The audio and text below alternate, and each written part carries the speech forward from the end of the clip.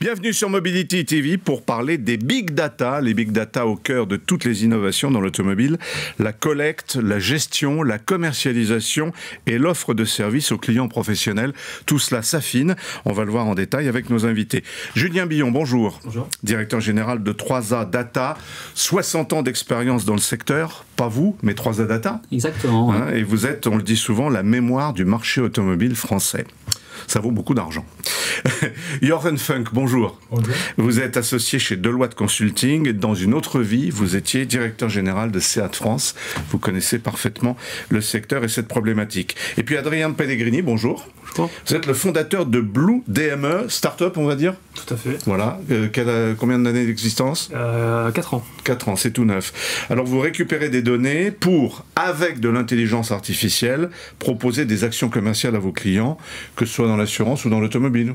Exactement. Voilà, nous on va parler d'automobile. Et vous dites à vos clients, parce que je crois que c'est la thématique générale, hein, l'intelligence artificielle, messieurs, va vous aider à mieux vendre, c'est ça ? Exactement. L'idée, c'est de se dire, aujourd'hui, avec tout ce qui est disponible en termes de données, et on va lister, oui. je pense, chacun ses données, comment on peut les traiter, et surtout comment on peut créer de la valeur grâce à ça. Donc, par exemple, sur la vente. Ça peut être aussi du service, de la sécurité, des choses comme ça. Nous, on s'attaque principalement à la vente. On va essayer vraiment de prendre ces masses de données, ces big data, et de les transformer en data simples pour les utiliser. Vous les achetez, ces données ? Alors, on les achète. Vous les volez pas ?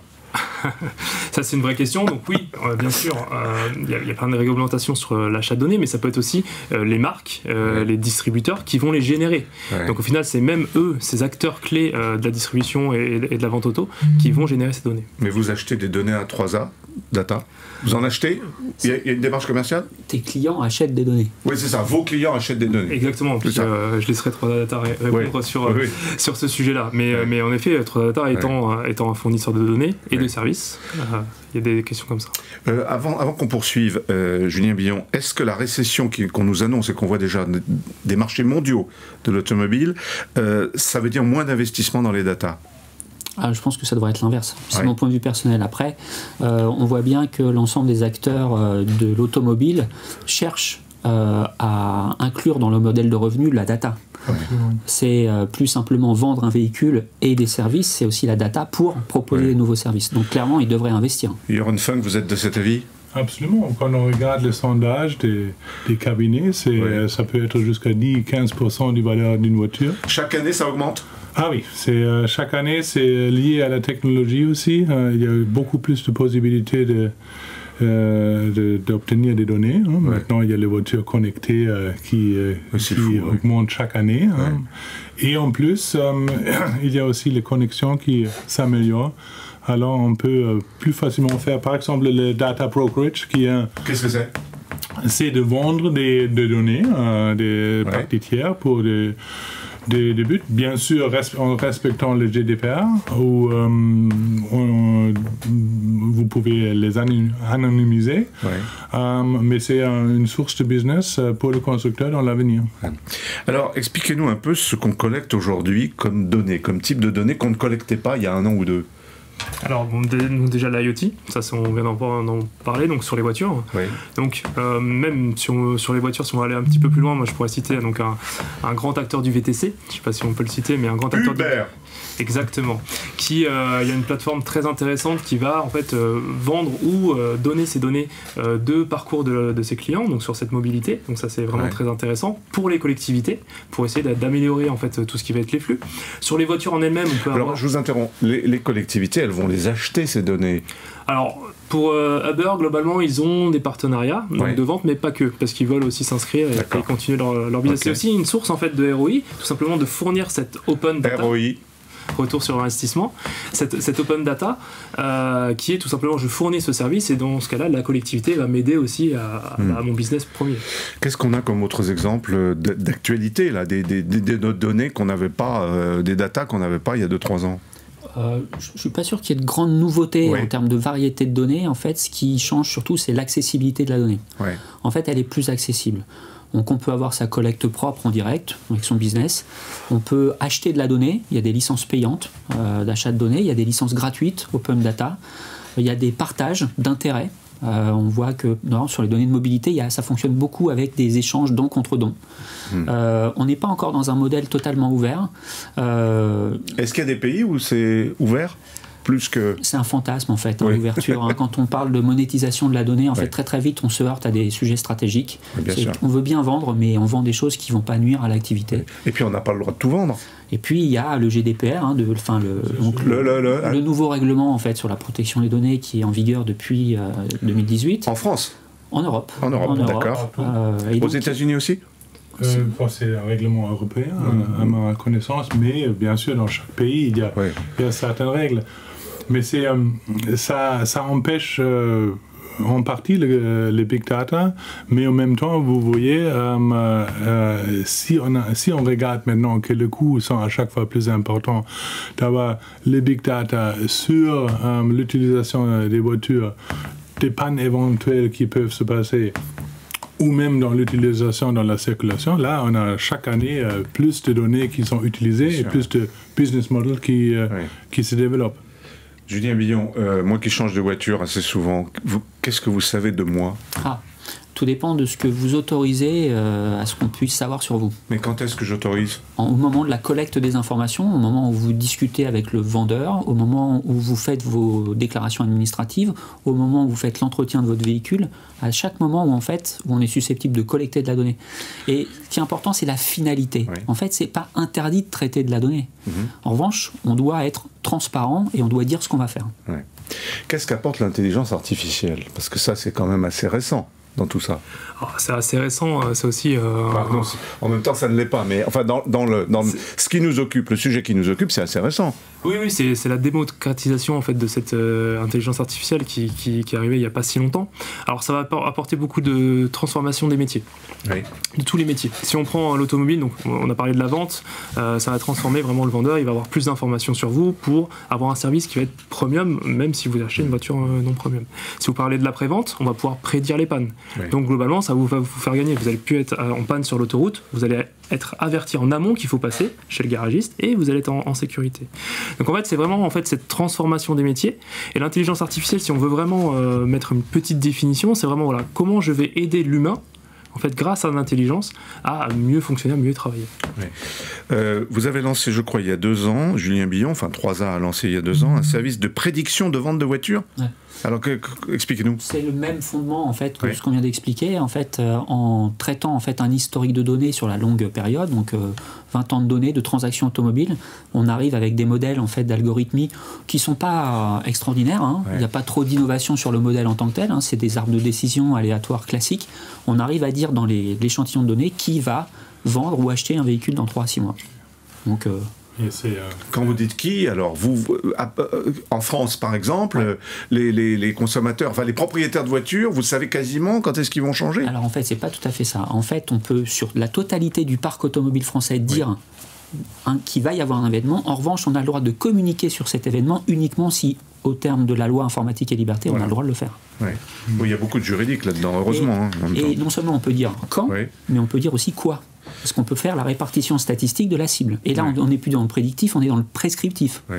C'est formidable pour les constructeurs. C'est un cas super intéressant parce que les constructeurs étaient très dépendants de quelques sondages qu'ils font entre eux. C'était assez limité. On a souvent dans les approches marketing, on a peut-être ciblé, on a la nouvelle voiture qui veut maintenant cibler les acheteurs premium. Et finalement, on s'est trompé parce que avec les données qu'on peut avoir, par exemple les données 3D, on se rend compte que c'est plutôt les autres marques coréennes ou japonais et leurs acheteurs qu'il faut cibler. Parce qu'il y a 20 ans, on faisait comment ? On faisait pas. On faisait pas du tout. Non, on était dans du ciblage classique, donc avec un bon vieux fichier client, c'est ça ? Critères sociodémographiques, hommes, femmes, l'INSEE, c'est ça ?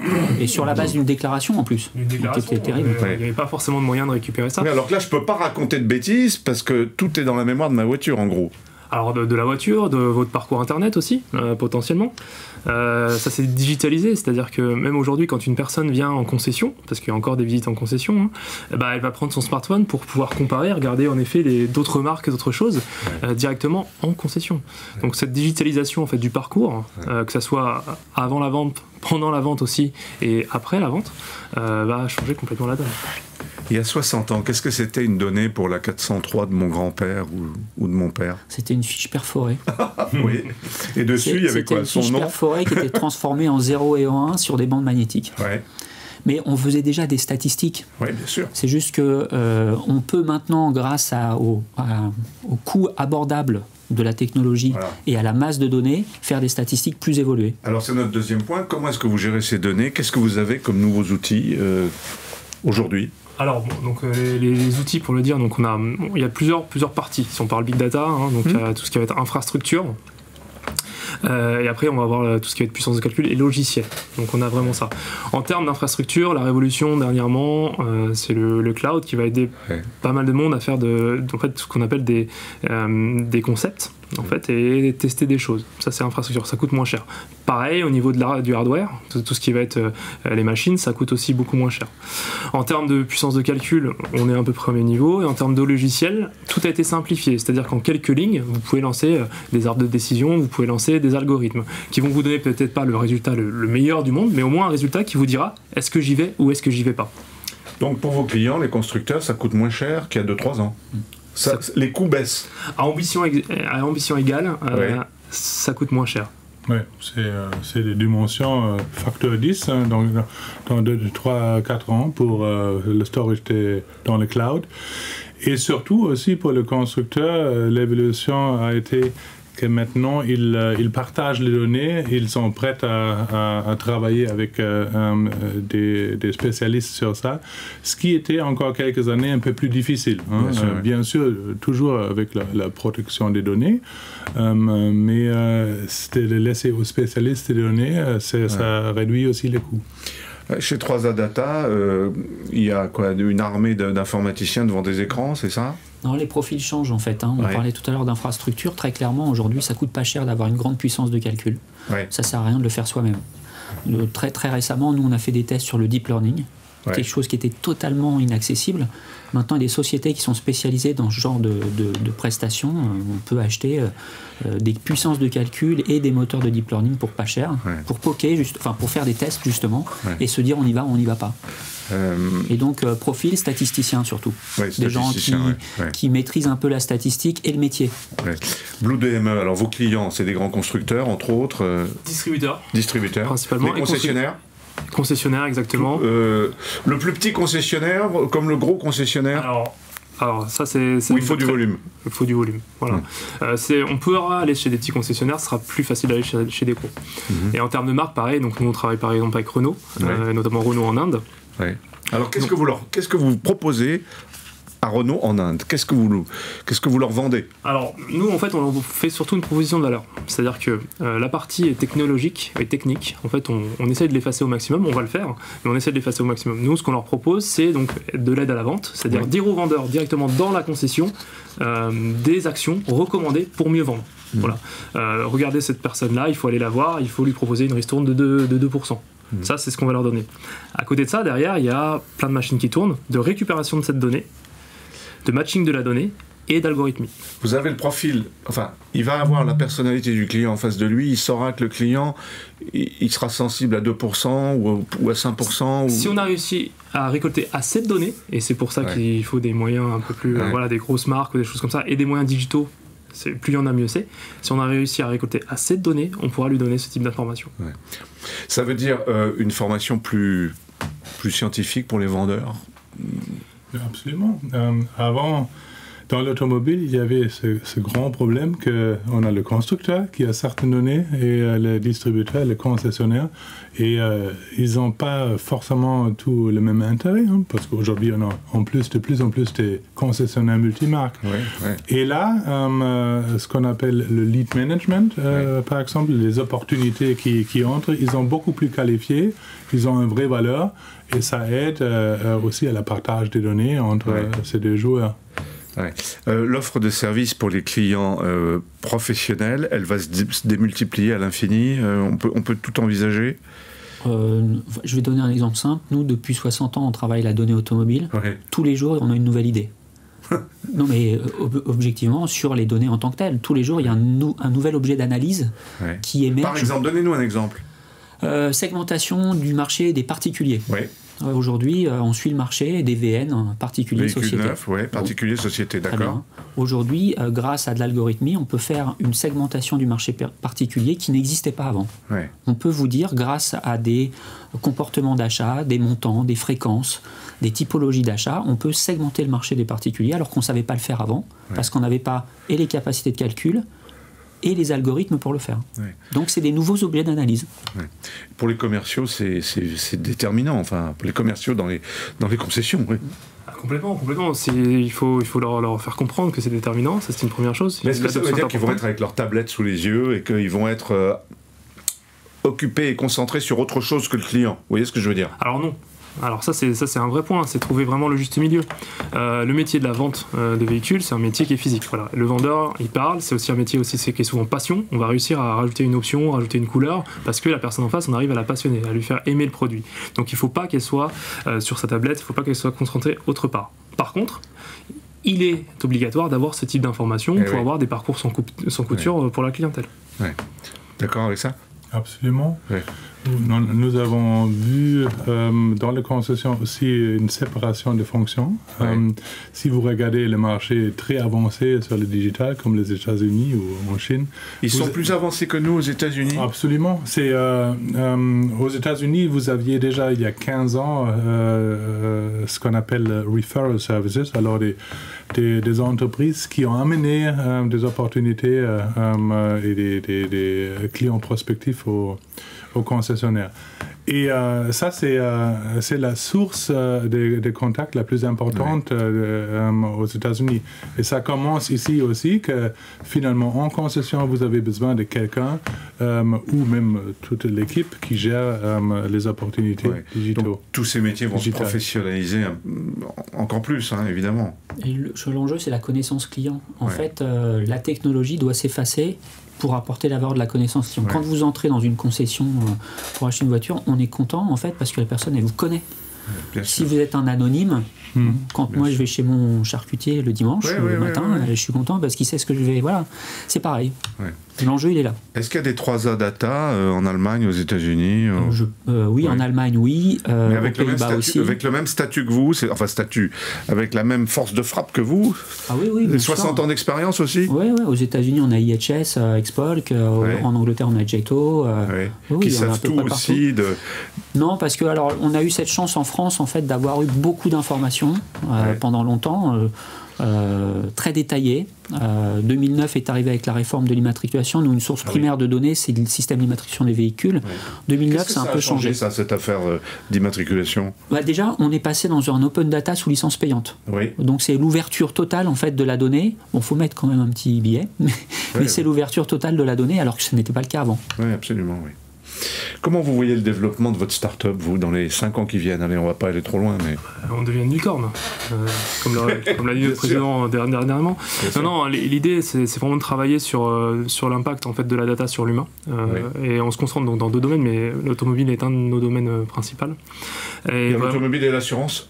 Automobile, assurance, mais l'automobile, moi c'est un domaine qui me tient à cœur, j'y travaille depuis très très longtemps. Et on veut vraiment que l'humain en fait ait cette révolution qui lui arrive le plus doucement possible, le plus facilement possible pour que ça fonctionne pour tout le monde. Un dernier mot, on conclura là-dessus. Est-ce qu'il y a une résistance, vous parlez de l'humain, est-ce qu'il n'y a pas un début de résistance des clients à tout ça, à cette intrusion, au fait qu'on sait tout, vous savez tout de mon comportement d'automobiliste? Dès que vous avez l'avantage, par exemple l'assurance moins chère ou des offres attractives, il n'y a plus de résistance. Je veux bien payer moins cher, je veux bien qu'on sache tout de moi si je paye moins cher. Si j'ai un avantage là-dedans.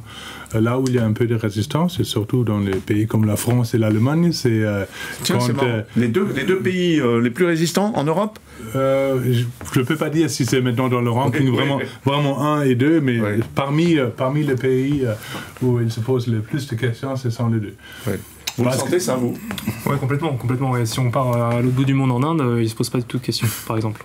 C'est quoi, c'est une histoire de culture anglo-saxonne différente de... Non, c'est plutôt, il y a une histoire de formation, je pense. Nous, on est plus sensibilisés à la donnée, à ce qu'on dépose sur Internet, ainsi de suite, qu'eux. Et puis aussi, on a plus peut-être ce côté éthique qu'eux vont avoir très prochainement. C'est juste que, ils n'en ont pas encore besoin, mais ça arrivera. Et en France, Julien Millon, il y a une résistance, enfin, on voit bien toutes les polémiques sur Facebook, etc. Oui, mais on continue à utiliser Facebook et Google. Ah oui, bien sûr. Donc non, là, je pense que le vrai sujet, c'est ce qu'on disait tout à l'heure, c'est la promesse, d'une part, et puis tenir ses promesses. C'est-à-dire que si on vous dit confiez-nous des données pour qu'on vous apporte du service, faut dire comment on fait et qu'on respecte la promesse. Longue vie à vous tous et longue vie à la data, qu'elle soit big ou pas. Merci.